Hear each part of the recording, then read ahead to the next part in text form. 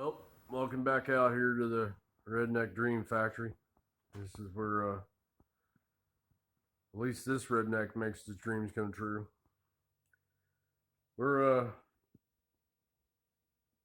got some parts in. Guy who wanted to buy that truck of mine, the dump truck, he ghosted me. He says he's 50 something years old, but he must be a millennial at heart. He must be young at heart because he didn't show. These things happen. So, what we're gonna do?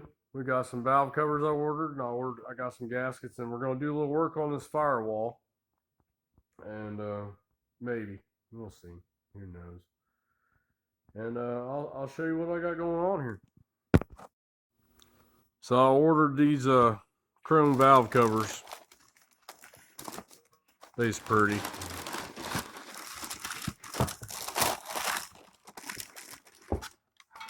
Brand new off eBay. Some Chinese guy probably made them. And I'll tell you what, if it wasn't for Chinese guys, poor Americans like me couldn't have cool stuff because these would be outrageous. But I got these and we'll be able to put them on. It should dress the motor up, and they come with the wing nuts that I wanted. Give me that look I like. And I got some gaskets. These are Felpro gaskets. They're probably made in China too, just using the name. But I got gaskets from O'Reilly's.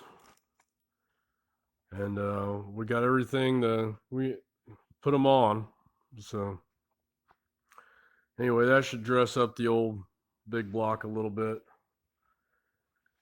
I'm not gonna put the tunnel ram on yet, and I've been thinking about taking that water plate, taking it off, and putting it up on the Bridgeport, opening up the holes a little bit. I'm not 100% sure on that.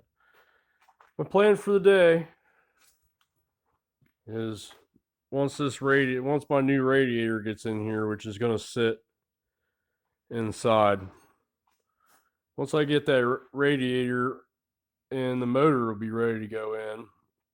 But I think I should just give up all hopes and dreams of that stock heater box and AC unit ever working again. You know, it had servo motors in it and stuff. It's not like doing an old box where it was all cables. So we'll probably get rid of that and patch all those holes. And if we ever decide to go to a heater box, they sell them pretty cheap. We can buy them, under $200. Sometimes they're on Facebook Marketplace for $40 or $50, especially if you don't run AC. You just put, heat through them, and once I get a window in there. Now, a buddy of mine come over here the other day, and he blew my world on these windows. I never even thought about them, and I got to give the guy much props. But I was just thinking about, the easy way to do these windows is plexiglass. You cut it, you lay a cardboard in here till you get the template, and then you lay the cardboard on a piece of 1/4 inch plexiglass, and you cut it out with a jigsaw, a little hand filing, air sander if you want, and then either glue, just butyl silicone, glue it in like it was before, or come in here and drill and tap, or drill and put nuts on the backside bolts all the way down the Lexan. But that old boy said, "Hey man, that would look really good with yellow windows." And I was like, wow, I never even thought of that. Never even thought of that. Now that's been an old race car guy's trick, that they'll put amber windows in there so you can't see red lights. You can't see the yellow. You can't go till you see green. The only color to go through there is green. The yellow won't go through the orange windows.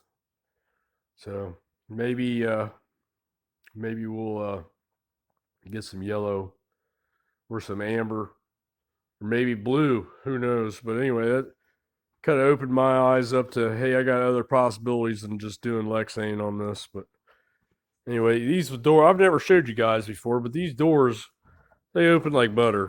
I mean, it opens and shuts better than the truck did stock. So I still got the X bar in here. But I'm going to go in here and we're going to remove the floor. And we're going to get that heater box out. And then we're going to get us cut for the tunnel. And with that new radiator, we'll probably shoot for the motor being 1 inch off center, just like the rear axle is. And we won't have no super weird cocks in there like the Mopar had that motor in the Dakota before. And before they had at least a 2 inch offset up front and a 1 inch tail shaft, which is not wrong. You can have 3 degrees, no problem. When I did the math on it, it was 1.62 degrees. You'd never heard it. They just did it because it was easier to manufacture it. So, but I get that thing in there dead straight in the line. That tunnel ram will look better. Anyway, I'll come back after we and every good plan is up to being totally thrown out the window and rejected. So, but that's where we're going now, and we're either going to put them valve covers on, just we're not going to glue them down or nothing right now. We might just put them on there for looks, just to get us motivated today, and then we'll start working on that firewall. All right, I got this Chinese set of valve covers on. The chrome is about as good as any of the ones I've ever bought from Mr. Gasket or any of them other ones from Moroso. 5-6 years they always start rusting if they're just a driver car. But Japanese or the Chinese got me on those aren't real. You should pop off and have, but I always end up siliconing them anyway once I get them in the right spot on a non-drag car. It doesn't have to come on and off because they end up popping off and flying down the road. So I mean, maybe good, maybe bad. And then of course they never give you all the parts. There's supposed to have been nuts on every one of these, so none of them draw down. But I got rubber gaskets on there. They're just kind of sitting on there right now, make me feel a little happier. But I think the PVC valve was supposed to go into that.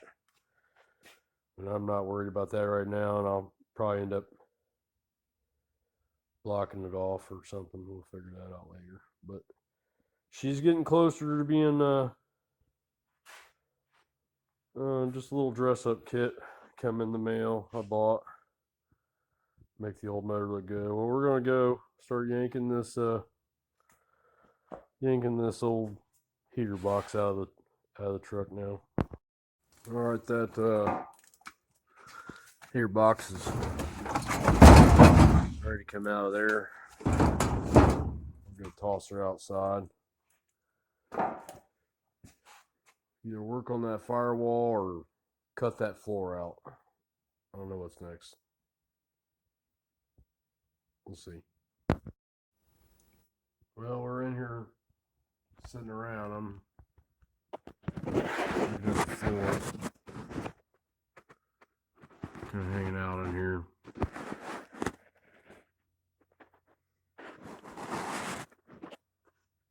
Can't see nothing, can you? Well, I'm gonna probably cut that firewall. Get rid of this tunnel centerpiece. I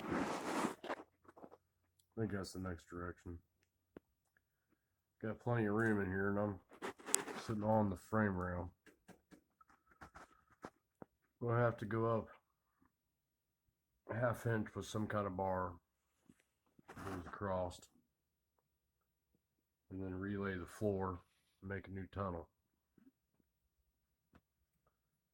But after I get this cut out and get that cross member taken out there, there's a cross member in, I can get that motor and transmission in here. All right, I've taken a marker and I've marked out my lines that I think I want to hold through here. I'll end up probably putting a brake or an angle in. At least that's how I've done firewalls before. And I know with these tunnels, if you think you're big enough Save yourself the hassle. Make it 3 inches bigger. I'm not joking. I'm not saying make it 3 inches bigger. Transmission tunnel. You think, oh, this is perfect. This is big. Make it 3 inches bigger. It's bit me in the ass a couple transmission tunnels I've made. Never hurts to have one too big. I'll tell you that right now. Alright, I got the front or the back and the front cut. I'm gonna get that center piece out. Alright, I got the center section cut out of the floor. And that tunnel, remember I said I want to go another 3 inches, but I always cut it minimum first, and then I'll add that. I might have to move that gas pedal, but those 2 holes in that cross member, I can use them right now, because that was the back of the tail shaft should be exactly the same as the rear end, so I may reuse that and try to use the overdrive transmission parts. Not sure, but right now this is where we're at. Alright, so the plan tomorrow is going to come out. I'm going to cut 1 or 2 away from here. That way I can lay angle iron or a broken piece, you know, a piece with a break in it to catch my floor, come up, and I'll lay some cross bracing in here and then tunnel bracing down the center. Not worried about that right now. But my mounts are here, right? Front and rear. So those sections have to stay. But this piece right through here to there can come out. That way I can keep the mounts that I've gotten made. And I can build a nice clean looking floor. Comes up, goes over to a tunnel inside this space. After I get the cross member in that end. But the good news is you'll have the gas line for your welder in there.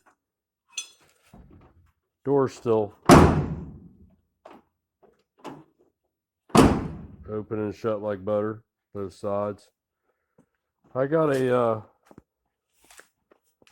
cross member, if you remember or not, welded in there. I was keeping this thing from folding. But that's also the reason why I keep doing these giant weld projects to this cabin. And I'm not having any problems with these doors. I fixed the doors the best as I could with the old hinge pins and that. I adjusted everything before I started. And when I got the best that I could, that's when I brought this X-bar in. And I chopped the top off. But now we got that floor cut out, I can take that cross member out. And radiator should be here 10th to 15th. I think it's saying the 12th now. I don't know when that is. It's like the 6th or something. I don't know. But we'll that radiator is going to be able to slide up in the inside. So this might not have to. I may only have to go back into here on the bell housing. Probably that crease, that case line there. Then it won't be that bad if you don't have to shove it all the way back to this back of this block. See how those aren't tight? They didn't send me the nuts. I have to get. Anyway, it looks good now with the valve covers. So we're getting closer to being able to put it in, but I can't see all them holes in that firewall. I can't do anything until I get them holes patched. So I got to cut the floor out, and I can start patching and cleaning up that firewall, making it look pretty, because there ain't no reason to do it after you put the motor in. All right, thanks for checking in. Later.